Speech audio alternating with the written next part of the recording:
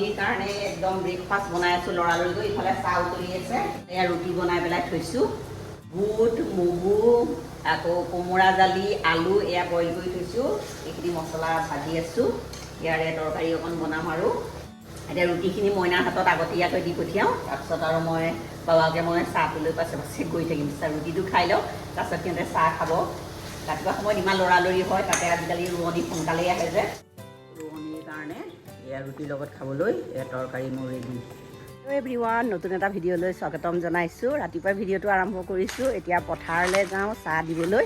চাহ বনাই লৈছোঁ। পথাৰ আমাৰ হ'লেই, পাছফালৰ অকণমান মাটি আছে, এনেই আঁতৰখিনিতো আধিয়ে দিয়া হৈছে।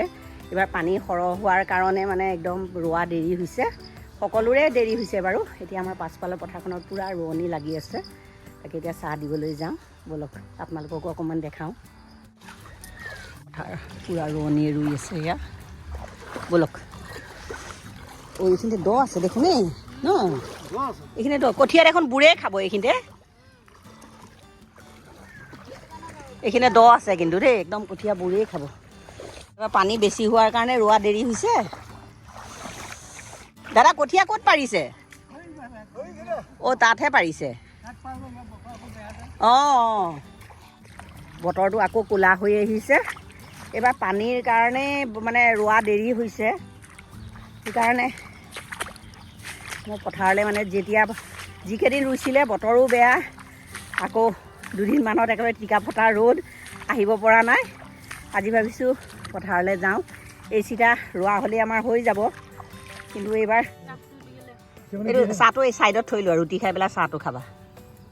ঠাণ্ডাই হ'ব নেকি, পানীত থ'লা কেটলি ন, পানীটো থোৱা কাৰণে চাহ ঠাণ্ডাই। চাহ খোৱাত লাগিছে তিনিজনী। আমাৰ এওঁ নামিছে, মইনা নামিছে। আপুনি অঁ, কঠীয়াখিনি যেনেকৈ হালধীয়া হ'ল বাচিবনে বাৰু? হা, হয় নেকি? হয় নেকি? আমাৰ এওঁ ৰুইছে।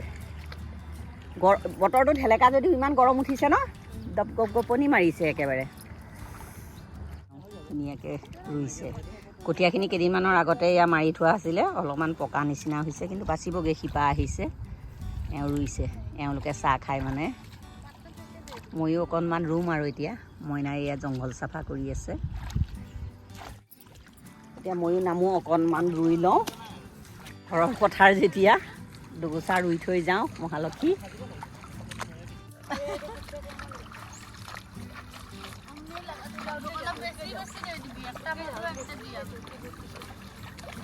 মই এগোচা এগোচাকেহে ৰুওঁ, খৰকৈ এওঁলোকৰ নিচিনাকৈ ৰুব নোৱাৰোঁ।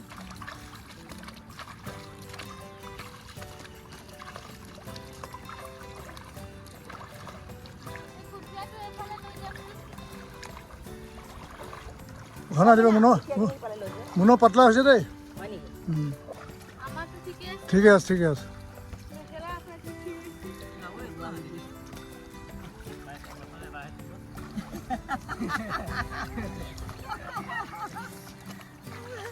মেখেলা দি দিলে ন, ধুই দিম আৰু চেচ হৈ যাব। এতিয়া দুগোচামান ৰুলোঁ। বতৰটো ক'লা হৈ আহিছে, বৰষুণটো তেনেকৈ নাহিলেই হ'ল। অলপ অলপ বৰষুণ আহিলে কথা নাই, জোৰকৈ নাহিলেই হ'ল। ইফালে দ পিনে কঠীয়াটো বুৰি গৈছে। কেইদিনমানৰ আগতে কঠীয়া তোলা হ'ল, কিন্তু কঠীয়া মানে পানী বেছি কাৰণে ৰুব পৰা নাছিলে। আমাৰ আজি নহ'ব বাৰু, কাইলৈ মানেহে হ'বগৈ। ভাতত বাৰু মইনা আৰু মই লাগিম। এতিয়া গৈ থাকোঁ, পথাৰৰ পৰিৱেশটো আপোনালোকক দেখালোঁ। চব পিনে লাগি আছে দেখিছেনে? আৰু বতৰটো একেবাৰে ক'লা হৈ আহিছে, কিন্তু ৰুবলৈ ভাল হৈছে বতৰটো। বৰষুণটো তেনেকৈ নাহিলেই হ'ল আৰু। পুখুৰীটোৰ পিনে এপাক আহিছোঁ, পুখুৰীটো চাই লওঁ পানী কিমান পৰলৈকে উঠিছে। মাছ কেইটামান এবাৰ দিছিলে পুখুৰীত, কিন্তু থাকেনে নাথাকে নাজানো আৰু। যাবহে পাৰিনে নোৱাৰি, একেবাৰে পানী ভৰ্তি হৈ আছে। পুখুৰীৰ পানী পূৰা ফুল। এয়া গছপুলি কেইটামান ৰুইছিলে, বাচিছে। এতিয়া নাযাওঁগৈ, পূৰা জংঘল হৈ আছে দেখিছেনে? এইসোপা গছকি বাৰু কেনেকৈ যাওঁ। চৰাইজাক ইমান ধুনীয়াকৈ উৰিছে নহয়। বৰষুণটো পেলাইছে এতিয়া, জোৰকৈ বৰষুণটো নাহিলেই হ'ল। পথাৰৰ পৰা আহি গা পা ধুই মেলি ল'লোঁ। লৈ পেলাই চাহ একাপ বনাই খাবলৈ ধৰিছোঁ। বাবাকক দিছোঁ কৰ্ণফ্লেক্স, বাবাক চেণ্টাৰলৈ যায়। তাৰপিছত লাহে লাহে আৰু ভাতত লাগিবই হ'ব এতিয়া ৰোৱনীৰ কাৰণে। তাৰপিছত কি কৰোঁ দেখাই যাম, ভিডিঅ'টো শেষলৈ চাব। মোৰ ভাতকেইটা বনোৱা হৈ গ'ল।